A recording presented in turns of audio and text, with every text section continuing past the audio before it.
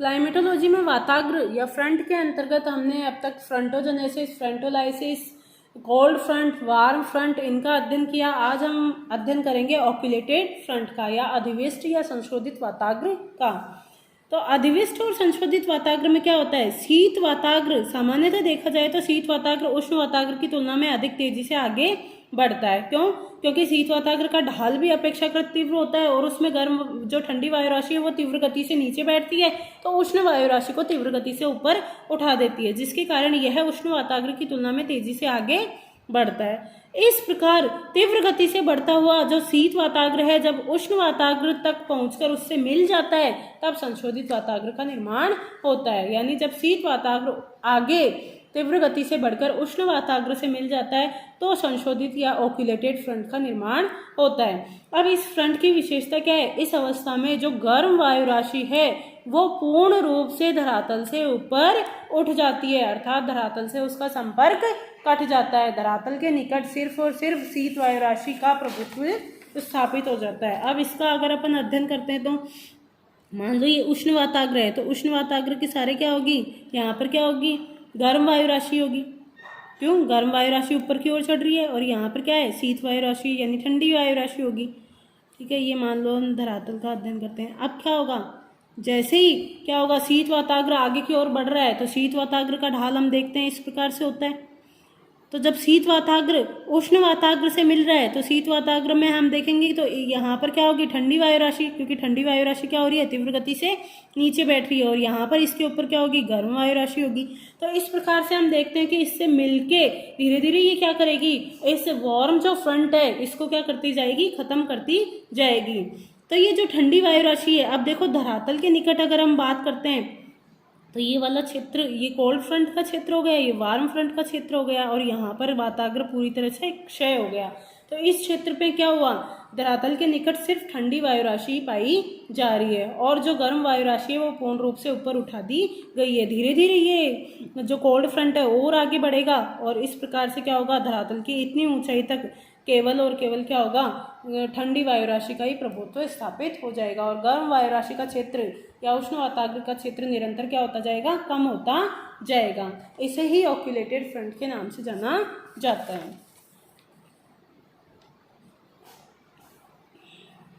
अब है stationery front या फिर स्थायी वाताग्र। जब दो विपरीत स्वभाव वाली वायु राशियां एक दूसरे के समानांतर हो जाती है, अर्थात दो वायु राशियां एक दूसरे की तरफ अभिसरित होने की बजाय क्या होगी? धरातल के निकट क्या हो जाएगी? एक दूसरे के समानांतर हो जाएगी। तो उष्ण वायु राशि ऊपर नहीं उठ पाती और ठंडी वायु राशि नीचे नहीं बैठ पाती। तो इससे जिस वाताग्र का निर्माण होता है उसको स्टेशनरी फ्रंट के नाम से जाना जाता है। इस प्रकार के वाताग्र की विशेषता होती है कि कई दिनों तक आकाश में बादल छाए रहेंगे और कोहरे के रूप में हल्की वर्षा होती है। देखो फ्रंटोजेनेसिस के लिए अब ये जो स्थायी वाताग्र है ये भी क्या होगा? धीरे धीरे एक दूसरे में वायु राशियां प्रवेश करेगी और ये फ्रंट का निर्माण कर लेगा, जिसको अपन बोलते हैं जब उष्ण, इसका हम विस्तृत अध्ययन करेंगे किसमें? शीतोष्ण कटिबंधीय चक्रवात के दौरान। धरातल पर वायु प्रवाह का अवलोकन किया जाए तो दो ऐसे प्रमुख क्षेत्र हैं जहां पर हवाएं अभिसरित होती है तथा वाताग्र का निर्माण होता है। तो हम देखते हैं कि अगर पूरी पृथ्वी की बात की जाए तो पृथ्वी पर हम देखते हैं कि दो क्षेत्र ऐसे हैं जहां पर दो वायु राशियां आपस में मिलती है। कौन कौन से? ये तो है भूमध्य रेखीय जो है इक्वेटोरियल लो प्रेशर बेल्ट। ठीक है, यहाँ पर कौन सी बेल्ट है? ट्रॉपिकल उपोष्ण कटिबंधीय हाई प्रेशर बेल्ट। इसके ऊपर में है उपध्रुवीय यानी सब पोलर लो प्रेशर बेल्ट, और यहाँ पर कौन सी है? Polar high pressure belt. अगर इसके दक्षिण में बात की जाए तो पुनः ट्रॉपिकल हाई प्रेशर बेल्ट, यहाँ पर सब पोलर लो प्रेशर बेल्ट, यहाँ पर ध्रुवीय उच्च दाब की पेटी यानी पोलर हाई प्रेशर बेल्ट। तो अगर हम बात करें तो इस क्षेत्र में कौन सी पवनें चलती है? जिसको व्यापारिक पवनें, उत्तरी गोलार्ध में उत्तर पूर्वी व्यापारिक पवनें, और दक्षिणी गोलार्ध में इनको क्या कहा जाता है? दक्षिण पूर्वी व्यापारिक पवनें। ठीक है, तो ये व्यापारिक पवनें चलती हैं, और यहाँ पर क्या होगा? पछुआ पवनें चलती हैं। ठीक है, और यहाँ पर फिर से ध्रुवीय पवनें चलती है ध्रुवों से, क्योंकि देखो ये हाई प्रेशर, ये लो प्रेशर, ये हाई प्रेशर, तो हाई प्रेशर से लो प्रेशर की ओर, हाई प्रेशर से लो प्रेशर की ओर पवनें चलेगी। ठीक है, इनकी दिशा का अध्ययन हम पहले ही कर चुके हैं। तो ये वाला क्षेत्र हो गया एक, तो कौन सा, सब पोलर लो प्रेशर बेल्ट वाला क्षेत्र, जहाँ पर दो वायु राशियों का क्या हो रहा है, मिलन हो रहा है। और इसके अलावा एक क्षेत्र ये लो प्रेशर वाला इक्वेटोरियल लो प्रेशर बेल्ट वाला क्षेत्र हो गया, यहाँ पर भी क्या होगा, दो वायु राशियाँ मिल रही है। लेकिन अगर अपन अध्ययन करें तो वाताग्र का निर्माण इस क्षेत्र में इतना प्रभावी नहीं होता। क्यों नहीं होता?